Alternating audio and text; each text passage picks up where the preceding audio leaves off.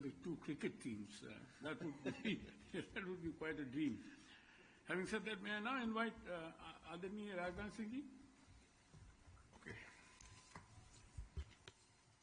Thank you very much, Pradeep ji. Honorable Peter Khalil, Assistant Minister for Defence of Australia, High Commissioner of India, Sri Gopal Bagle, Vice Admiral Sanjay Vatsyayan, Vice Chief of Naval Staff, Air Marshal Ashutosh Dikshit, Chief of Integrated Defence Staff, Sri Pradeep Yes Mehta, Secretary General, Cuts International, Cuts, who always cut, distinguished leaders from industry, ladies and gentlemen. At the outset, I would like to thank Honorable Peter Khalil, Assistant Minister for Defence of Australia, for joining us at this Made in India-Australia Defence Industry Business Roundtable, being held here in the beautiful Emerald City, Sydney. It is a profound honor to address this distinguished gathering of business leaders and innovators from Australia and India assembled here today. As India's Minister of Defence, I also extend my warm greetings to our partners for convening this vital forum and local partners, Newland Global Group and Australia-India Business Council. Today, as we gather under the banner of our comprehensive strategic partnership established in 2020, we stand at a pivotal juncture to reposition our defence relations not merely as partners but as co-creators of a secure and prosperous Indo-Pacific. Friends, over the past few years, India and Australia have witnessed a remarkable transformation in our bilateral relations. What began as a strong friendship has evolved into a comprehensive strategic partnership in 2020. This partnership has since deepened through regular high-level engagements, the India-Australia Summit in November 2024, and the 2+2 dialogue held in October 2024, visit of Deputy Prime Minister and Defence Minister to India in July 2025, and my ongoing visit to Australia show the deepening relations. Friends, this deepening of relationship is based on many commonalities and the convergence of interest. Both India and Australia are part of the Commonwealth of Nations. Our shared history is built on similar foundations of democracy, diversity, liberty, and similar governance structures.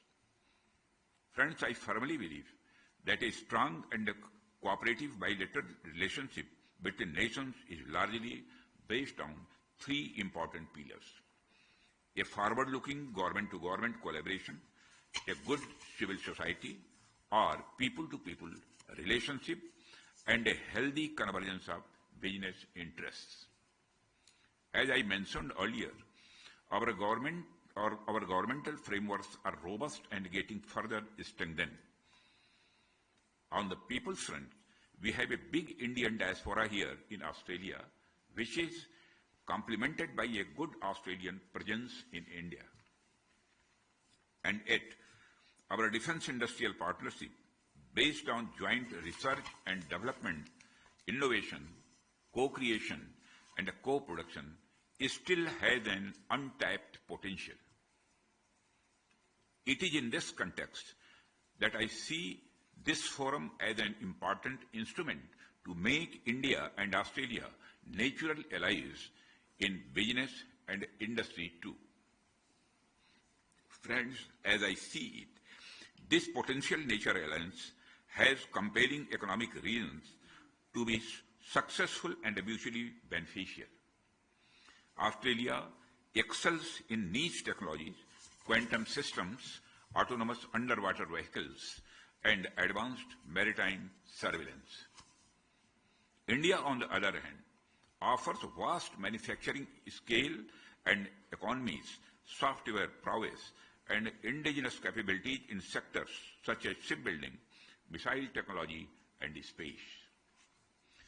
I believe this round table can be a great catalyst to tap the unrealized potential in our defense industry collaboration.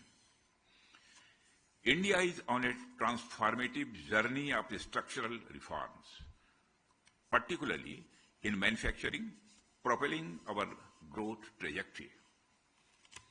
Friends, propelled by a concerted effort, India is today globally the fourth largest economy, as also the fastest growing large economy of the world.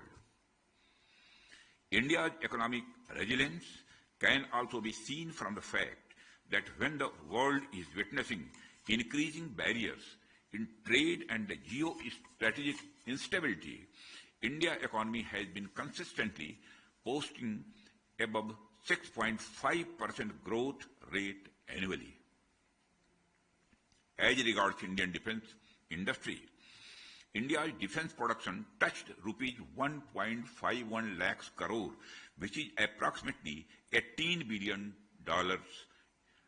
US dollars last financial year. This is an 18% increase from the previous year's output and the highest ever. Our defense exports have reached approximately 23,622 crore, or approximately 2.76 billion US dollars last year. And Indian companies now export to around 100 countries. Friends, strategic reforms such as Make in India, production-linked incentive schemes, and a digital transformation have fostered a conducive environment for innovation, investment, and manufacturing growth. India's young and skilled workforce, expanding infrastructure, and rising technological capabilities are further strengthening its role as a global economic hub and reliable partner in resilient supply chains. This economic momentum not only enhances India's strategic influence, but also creates vast opportunities for international collaboration and investment. We have liberalized our foreign direct investment policy in the defense sector. Up to 74% FDI is now allowed under the automatic route, and beyond that, through government route, and especially when it brings in modern or state-of-the-art technology. Our defense production ecosystem is being continuously liberalized through various policy interventions, and compliances mechanisms are being simplified to make India more and more business-friendly. Many components, subsystems, production equipment, and testing equipment have been removed from restrictive licensing in reduced entry barriers, especially for smaller players. Friends, in order to accelerate defense research and development in the private sector, we have opened avenues for free of cost technology transfer through Defense Research and Development Organization, DRDO.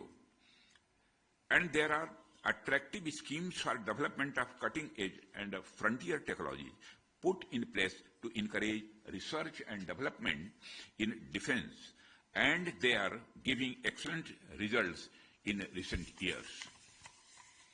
Friends, I would now like to explicitly highlight some of the areas in which we can straightway build our partnership, the so-called low-hanging fruits. India, with its robust shipbuilding capability, diverse defense manufacturing base, and a growing ecosystem of the private sector innovators and startups, stands ready to be a trusted partner in this journey. Our shipyards, both in the public and the private sector, have a proven track record in building and maintaining a wide range of naval platforms. Indian yards can offer refit, mid-life upgrades, and maintenance services to the Royal Australian Navy and to vessels deployed under Australia's Pacific Maritime Security Program. Such collaborations can reduce turnaround time, optimize costs, and strengthen maritime operations in the Indo-Pacific. On the technology front, DRDO and Australia Defence Science and Technology Group are already collaborating on towed array sensors.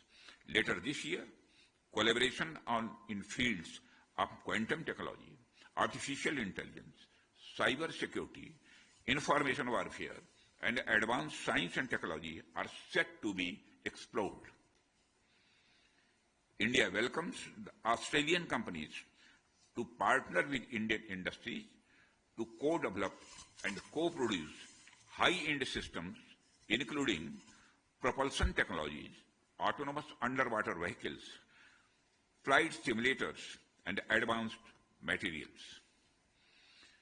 Joint ventures can help build interoperable platforms aligned with the strategic objectives of both our nations. Friends, I am told that the several industry collaborations are already taking shape. Such Indo-MIM Private Limited and Thales Australia are working together on small arms parts.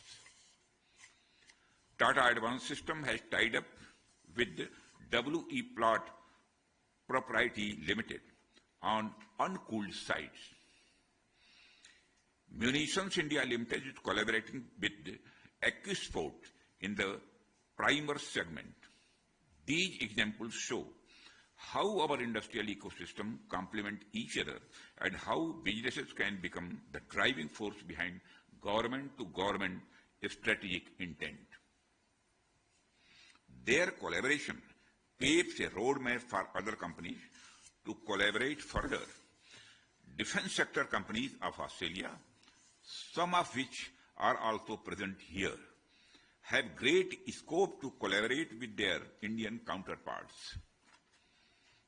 I have the confidence that this list can grow much bigger in near future, allowing the two sides to take full benefits of the existing potential.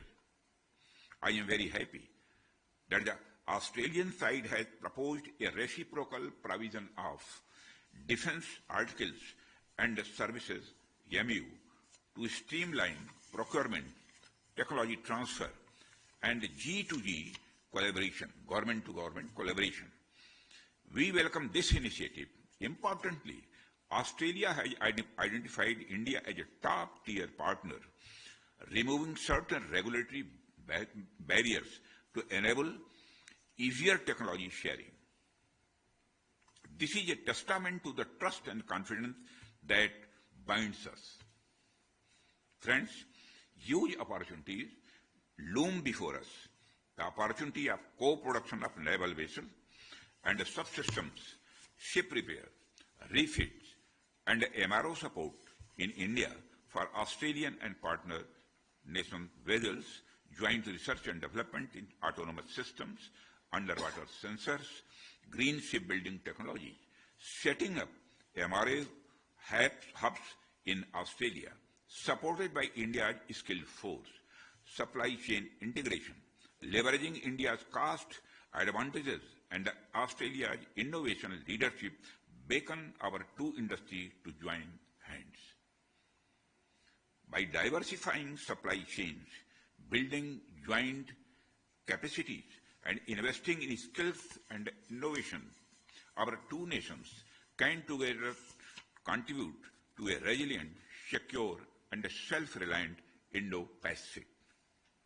Friends, the India-Australia Defence Partnership is a defining moment.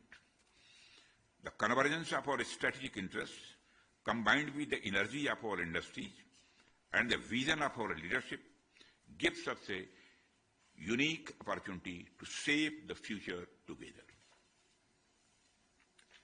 Now I invite the Australian business community to invest, collaborate, and innovate with India. Together, we can develop cutting-edge technologies, build advanced platforms, and ensure that our industries are not just suppliers, but strategic enablers of peace and security in the region.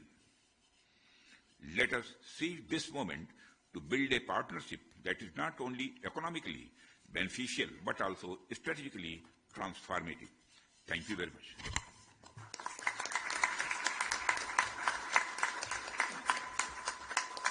Thank you very much, Aditya Mantriji. Just 3 points I would like to reflect from his speech. First is, see, many of you may not know, but he is the de facto Deputy Prime Minister in India. He is the number 2 in the ranking. So you can understand the importance of his visit to Australia, and particularly on this very critical thing in which both Australia and India are very keenly interested. Secondly, he's also mentioned the kind of participatory democracy that we have in terms of partnership with civil society. We as a civil society group are organizing this event, and that only reflects the genuine approach of the Government of India in terms of the participatory democracy.